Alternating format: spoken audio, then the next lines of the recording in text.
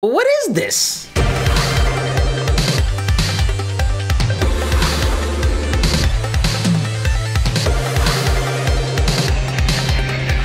What's going on, guys? It's your boy FailWhale. Today we are checking out some good old SG-1. This one is episode number 5 for season number 10. No intro needed.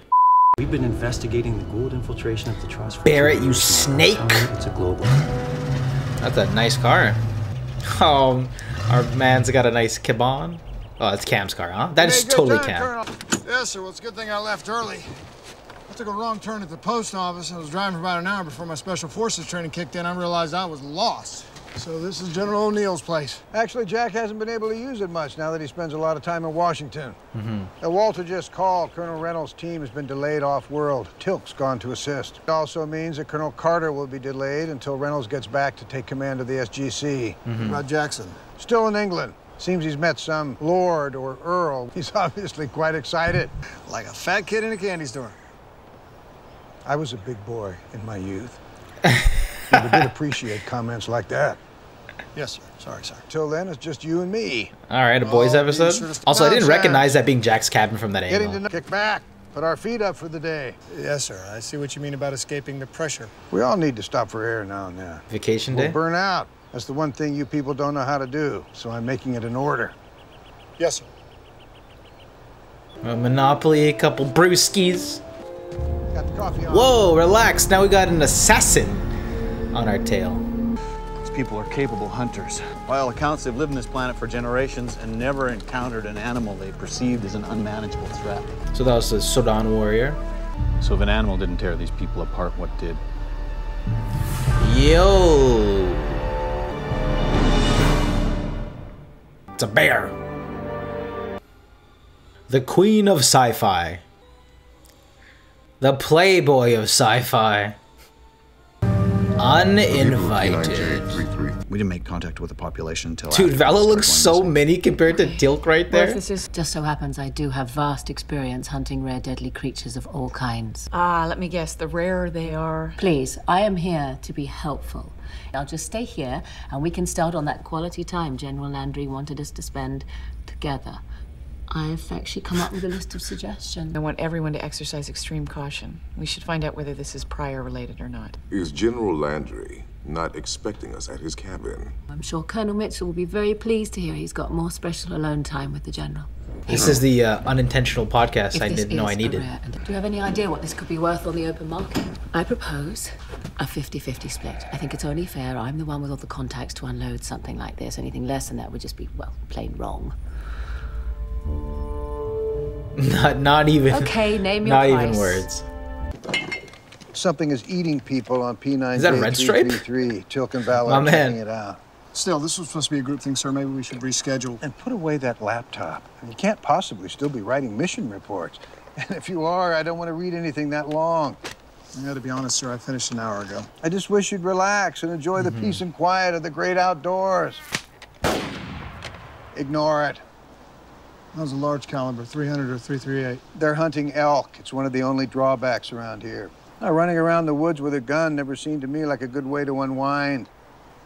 Looking to kill some innocent creature just going about its day. Not if your day job involves running around the woods carrying a gun.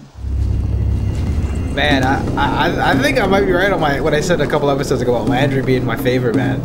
He just keeps getting better. We're on the move.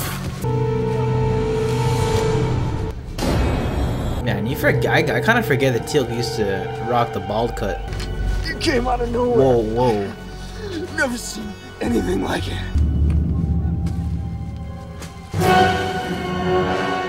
Remain calm. You will be fine. What do you mean his left arm got mauled? Checkmate. Yep. Always hated the game, but if you happen to have a PlayStation, I will happily kick your ass at SOCOM 3. Good. No, I think it's probably harder for you in some ways. Lonely at the top and all that. No, more not knowing what people think of your decisions. I'm just used to a clearer chain of command. You chose to make it your personal mission to get Colonel Carter, Dr. Jackson, and Teal'c back together. You said you wanted to learn from the very best. Yes, I did. After almost dying, there was a part of me that figured I could do anything. Well, since coming to the SGC, I have learned that I can't handle any of this without the rest of SG-1. I believe in you, Colonel. Thank you, sir. We're not going to get medals for participation. No, sir. We win or we die. I prefer winning. Now, you started by bringing SG-1 back together. I need you to continue working together if we're going to have any hope. Yep, we're in the end game now. Also, we're playing chess. And the pathetic fallacy? Yeah?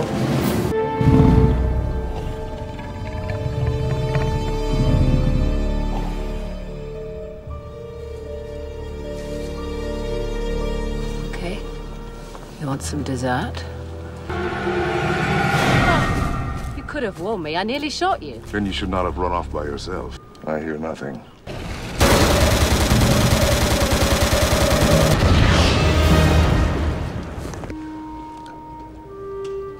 Well, I'm flattered, but I don't think we have time for this. Are you injured? No, I'm fine. Yo. So much for taking it alive. Okay, actually it was some Shame, creature. too. Thing got cooked. We are in a cabin in the woods. I know it's a film, but I have not seen it. If this is some sort of like episode to backdoor Landry out of here, I'm gonna be upset. Flustered even.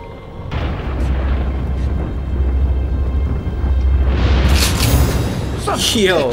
Mitchell, what are you doing? I thought I heard a noise. Me too. Phones are down. Power could be out for a while, too. Maybe I'm not the only one around here who needs to relax. I'll try not to shoot you before morning. Thank you, sir. Same here.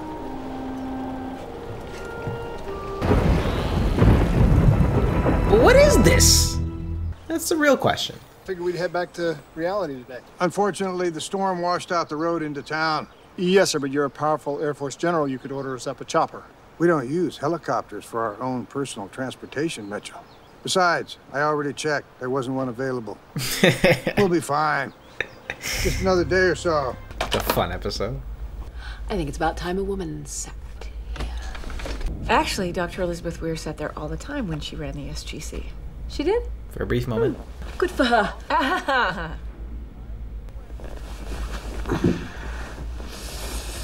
You're in for a treat, Colonel. Yes, sir. Special? I can see that. We're The fishing. fulvous whistling duck. Very rare. Endangered, actually. Only spotted one once in my life. Their mating season is right now, and they love to come out after a good rain. That's a good one, sir. You know what? The hat really sells it. You think I'm joking? Oh, you're serious. Well, sir, as tempting. Birding is something you have to have in your soul, son. You have to come to it on your own. The plaintive mating call of this duck is unlike anything you've ever heard.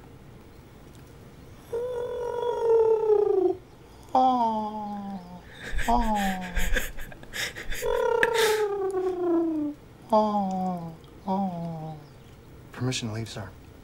Granted. Okay, here I go. Mitch, I am so disappointed. Words can't describe the violation you just did to my man. Body cavity contains mammal-like organs. Unnatural-looking tumors appear prevalent. So I'm guessing the priors have been mutating people? It looks like there's some kind of extraneous sac or abscess attached to the stomach wall itself. Oh, this is about to go bad. Oh, acid to the face. Watch out. Dark and all like this. Ew. Whoa! That's a slug. Nice shot. Help! Help! Whoa, whoa, whoa, whoa! Get out of here! Something attacked us, man. It came out of nowhere. Oof. Looks like they come in pairs.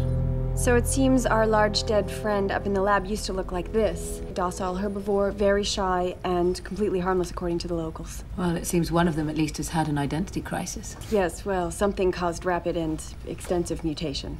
This little fella, it lodged itself in the stomach lining of the host creature and began altering the host's DNA. His friend just got mauled to death. He said it was a bear. No, it can get boring up here, Wade. It doesn't mean you have to go making up things that are going to get the locals all excited. It's got like an X-Files feel. Lieutenant, you reported an emergency. Colonel, we've got a problem. Another.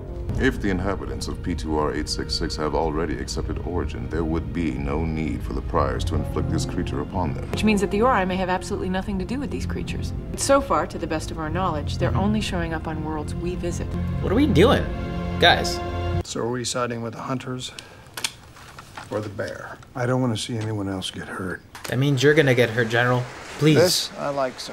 It has nothing to do with being here with you, sir. Truth is, if I sit around with nothing to do, I get antsy.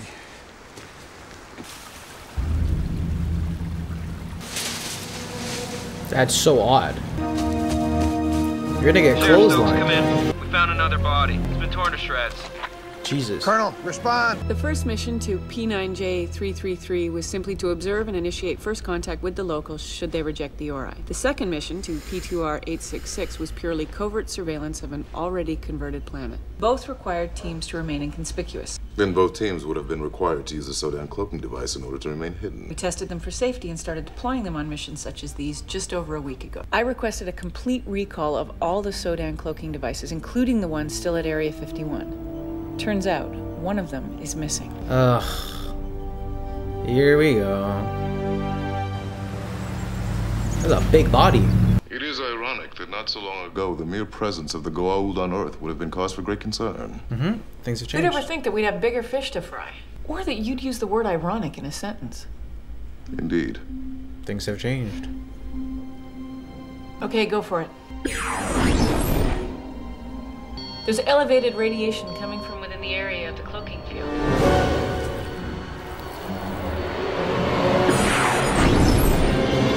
So are these like interdimensional slugs or some shit? I told you, the last thing we need is for this place to turn into the OK Corral. Shots fired. We saw something moving in there. Hey man, you crazy? Where the hell's he going? Alright, Mitch is on the prowl.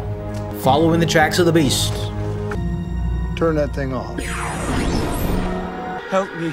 See, now this is getting So interesting. You're sure you're okay? You said it just appeared inside the cloaking field? And then it just sat there like a lump. I suppose it's possible it was temporarily stunned by its transition to our dimension. I'm sorry? Well, the Sodan cloaking device emits an energy field around the wearer that puts them slightly out of phase with our normal dimension of space-time. So you think this creature is from an alternate dimension and is essentially bleeding through? Ancient technology has allowed us to see extra-dimensional life forms before. Yep. It's possible this wasn't even a problem until we started using the devices. Maybe when they came to our I think I know why this is happening. I'm bleeding to death here. I need an ambulance. As soon as I find out what you're doing running around in the woods with a Sodan cloaking device. You're gonna let me die? Who is this schmuck? You're connected to the Trust. Am I right? Orders to spy on General Landry, myself, and SG-1? See, obviously you're not a Goa'uld, otherwise you just heal yourself. What are you talking about? That's who's running the Trust these days. You're crazy, man. I guess one of the hunters are undercover. Gonna shoot him in the head. The reason the creatures are entering our dimension is our fault. We made modifications to shield the radioactive emissions in order to make the devices safer for human use. I'm guessing there was a practical reason for the radioactive output. And the Sodan would have been protected from the radioactivity because of their symbiotes. Exactly, which is why they never had this problem. Now, we thought the radiation was a coincidental byproduct of the technology. This is a fun episode. Performing a vital function. How frequent Also like this also like dimensional follow-up breach episode. might be. So just a grizzly bear, huh? There's nothing for you to be concerned about, Wade. Things will be back to normal around here in no time. Holy smokes! Let's just turn into the Revenant. We've devised a radioactive isotope package that gives off an energy wave similar to the ones emitted by the Sodan cloaking devices. We're airdropping them in a perimeter around the park. It'll be dark soon. We can't let this thing get away. Nice. Right. Each team will conduct grid sweeps no more than 300 meters apart, radio contact every 10 minutes. That's brilliant. You have your orders. Move out. She's trying, and that's what They matters. didn't hear the rest. All I'm saying is why not take advantage of my vast experience instead of leaving it up to amateurs? The mighty Jafar warrior once said, the greatest strategy is doomed to fail if there's no army to follow it. It is one. We are many. Our man Teal'c here dropping some knowledge. Come through. Yo, this shade from this man this episode, the passive-aggressive eye rolls earlier. I got a bogey just northeast of your position. Can you zero in on it? We have detected the creature just south of your position. We're all picking up the same target, sir. Bruh, it's a prior? That would be a crazy twist. All right, where the hell is it? We should be right on top of it. The trees. Oh, damn. That thing looks like a walnut. Circling us. Backs together. Let's go. Let's go. Oh, I love this shot. Contact in the area.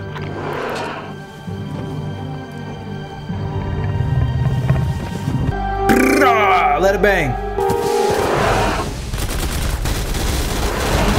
This is Stargate SG-1 meets Call of Duty Zombies. This is a boss round.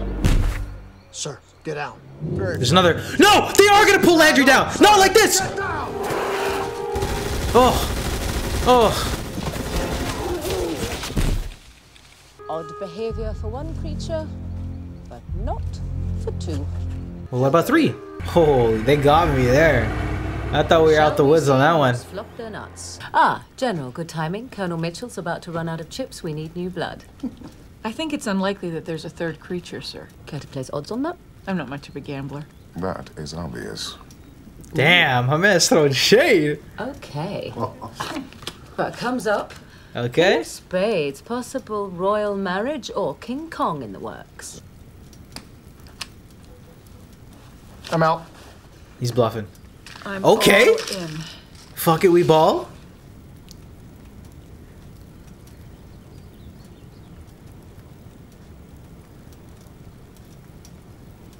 A true warrior knows when to fold them. Really? I won? I was totally bluffing. Well played, Colonel.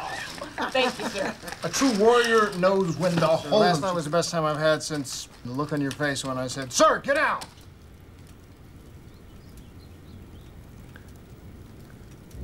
What? We're boys. 100 times the man has told me to relax. Not that much. Yes, sir. Well, it's good to see you relaxing too, sir. Right. Now, deal me in. What a fun, feel-good episode of Stargate, huh? Yeah. And that was my reaction video to Stargate SG-1. This one was season number 10, episode number 5, and I actually thought this was a great episode of the series here. Getting to kick back and relax and seeing unusual pairings between some of our staple characters, as well as Vala pairing up there with, you know, Sam at some points. That was pretty fun to see her just messing around with her in Landry's seat, to the General and Cam getting to spend some quality time together. Both newer participants in this series. I love that sort of dynamic of him trying to let him calm down and relax. And even though Cam got thrusted back into the world with this, you know, this mutated creature, by the end of it, they both still got to get to know each other better. We got to know, you know, their dynamics a little bit better too. Get some nice solid backstory, not only for the General, but also, you know, to solidify the type of individual Cam is, right? He's always got to be on the move. He doesn't like to be, you know, stagnant. He always goes for a run. He's even assertive in, you know, civilian situations. So I thought those are some really nice subtle moments in what turned out to be a chaotic but also just relaxed episode of Stargate SG-1 that I really enjoyed. Like and what I also liked is it wasn't just that full all the way through. They also had it sort of be this sort of mystery, and they split. I think the way that they balanced this episode between this radioactive, you know, Sodan warrior, you know, hack that they did, this sort of life hack, turned out to bite them in the ass. So quite a few different things that they juggled here that I think worked well for an overall laid back mystery staff social gone wrong, right? So guys, that was Stargate SG-1 season number 10, episode number 5. This one was a big thumbs up for me. What did you guys think about this one? I would love to hear your thoughts in the comment section down below. Subscribe if you haven't already, and I'll see you in for SGA later. Love you guys.